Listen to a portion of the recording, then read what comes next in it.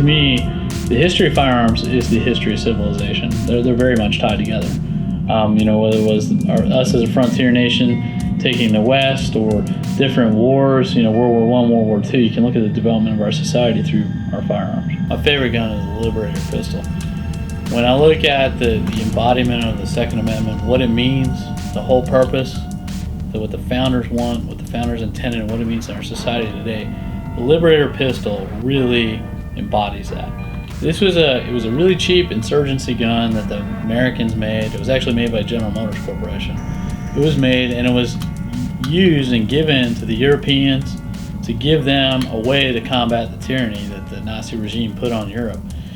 It was the cheapest and most effective way for us to give them a way to fight. The really interesting thing about the Liberator pistol was that it turned basically a subject who had no way of resisting a tyrannical regime like the Nazi regime, gave them the ability to fight back, ability that they didn't otherwise have. So the U.S., they dropped these over Europe.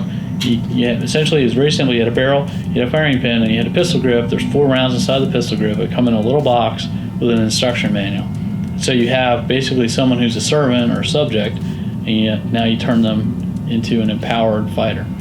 It was very crude, but it embodies the spirit of the Second Amendment. Everybody talks about the Second Amendment. Well, AR-15s weren't designed for hunting, or you name the gun. That's not what the Second Amendment was developed for. The Second Amendment was put in place because we had just lived through a tyrannical regime. We had established our freedom and separated from that regime, and they wanted to make sure that it didn't happen again. And that's why we have the Second Amendment. I understand it's used a lot of times for hunting. That's not the intent of it. I think the Liberator pistol, which is my favorite gun in history, is the embodiment of the Second Amendment.